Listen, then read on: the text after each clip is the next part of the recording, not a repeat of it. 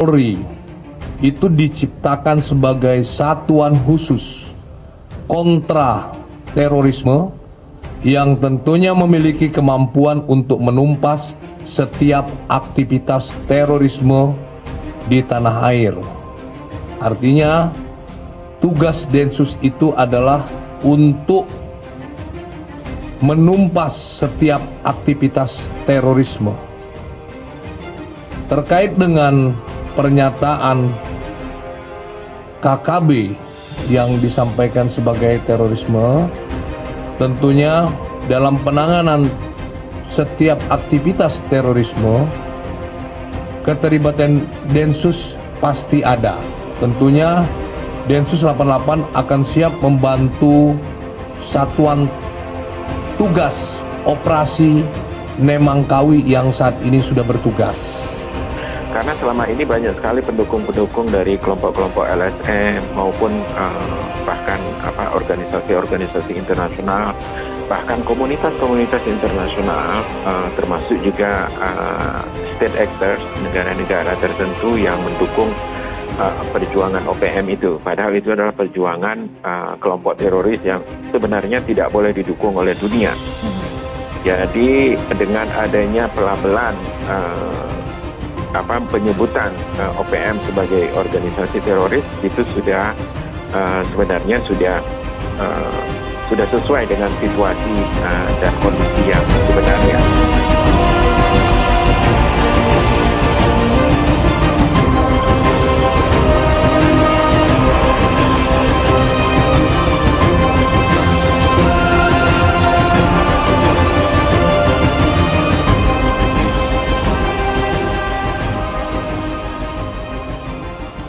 Densus 88 dipastikan turun ke Papua usai KKB dilabeli teroris.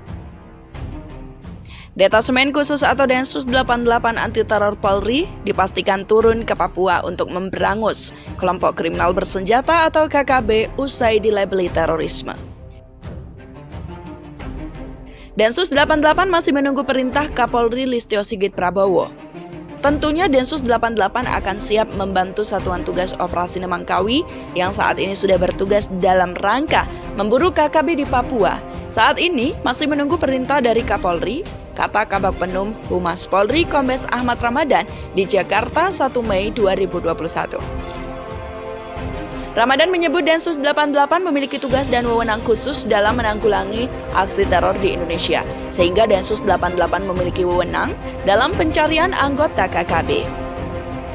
Kami sampaikan Densus 88 itu diciptakan sebagai Satsus Kontra Terorisme yang tentunya memiliki kemampuan untuk menumpas setiap aktivitas terorisme di tanah air, kata dia. Ramadan mengatakan, pelibatan Densus 88 dalam mengejar kelompok terorisme sudah pernah dilakukan di beberapa wilayah Indonesia, di antaranya membantu Satgas Operasi Tinombala maupun Satgas Operasi Madagoraya. Karena Densus 88 ini langsung dibawa Kapolri, tentunya Densus 88 akan melaksanakan perintah. Setelah mendapatkan perintah dari Kapolri, ujar Ahmad. Pemerintah Indonesia resmi memberikan cap terhadap kelompok kriminal bersenjata di Papua sebagai teroris. Cara penindakan terhadap kelompok separatis itu pun kini berbeda dari yang sebelumnya. Asofs Kapolri Irjen Imam Sugianto mengatakan pihaknya langsung membahas tindak lanjut dari keputusan pemerintah tersebut. Ia pun memastikan apabila KKB sudah ditetapkan sebagai teroris, maka Densus 88 anti teror wajib terlibat dalam penindakan. Kalau sudah ditetapkan begitu, Densus nanti harus diikutkan membantu, paling tidak memetakan segala macam. Namun, hal itu belum terjadi saat ini karena pemerintah baru memutuskan hari ini. Densus 88 belum terlibat. Begitulah tambahnya. Imam menuturkan nantinya operasi penindakan KKB akan sama seperti operasi Madagoraya yang ada di Sulawesi Tengah. Selama ini kan seperti Madagoraya di Sulteng. Jadi Satgas Operasi kami bentuk, tetapi Densus juga menggelar operasi yang link up dengan Satgas itu. Begitulah pungkasnya. Jajaran TNI siap membantu polisi menangkap seluruh anggota kelompok kriminal bersenjata atau KKB di Papua. Kepala Pusat Penerangan TNI Mayor Jenderal TNI Ahmad Riyad menegaskan hal tersebut di Jakarta Senin menanggapi pernyataan Presiden Joko Widodo yang memerintahkan Panglima TNI Marsikal Hadi Cahyanto dan Kapolri Jenderal Polisi Listio Sigit Prabowo mengejar dan menangkap seluruh anggota kelompok kriminal di Papua. Intinya kami TNI siap untuk menangkap seluruh anggota KKB. Kami menunggu keputusan politik Presiden Jokowi selanjutnya, kata Majen Ahmad Riyad. Dikatakan selama ini TNI dan Polri sudah bekerja sama secara baik untuk menangkap anggota kelompok bersenjata di Papua yang sering menembak aparat negara dan warga sipil dengan cara yang kejam. Tentang kemungkinan operasi besar-besaran di Papua untuk menangkap seluruh anggota kelompok bersenjata, kata Riyad, TNI tetap menunggu keputusan politik selanjutnya dari pemerintah.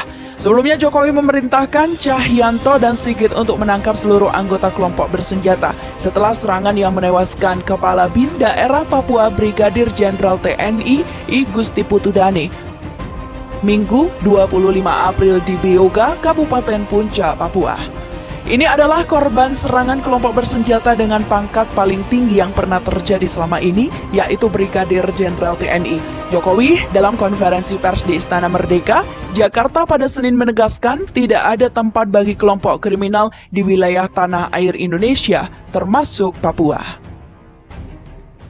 Saya tegaskan tidak ada tempat untuk kelompok-kelompok kriminal bersenjata di tanah Papua maupun di seluruh pelosok tanah air, ujarnya.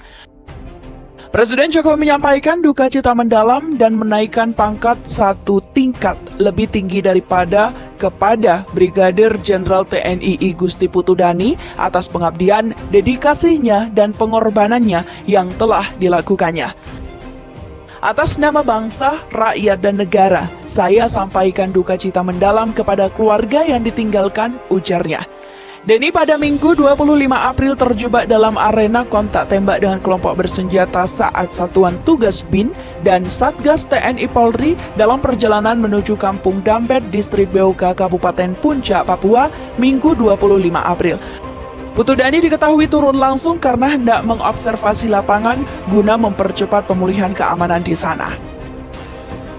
Sekitar pukul 15.50 waktu Indonesia bagian Timur, Satgas BIN dan Satgas TNI Polri diadang oleh kelompok separatis dan teroris atau KST Papua, sehingga terjadi aksi saling tembak di sekitar gereja Kampung Dambet. Akibat kontak tembak tersebut, Kabinda Papua tertembak dan gugur sebagai pahlawan di lokasi kejadian, menurut keterangan Deputi 7 Badan Intelijen Negara Wawan Hari Purwanto pada Senin.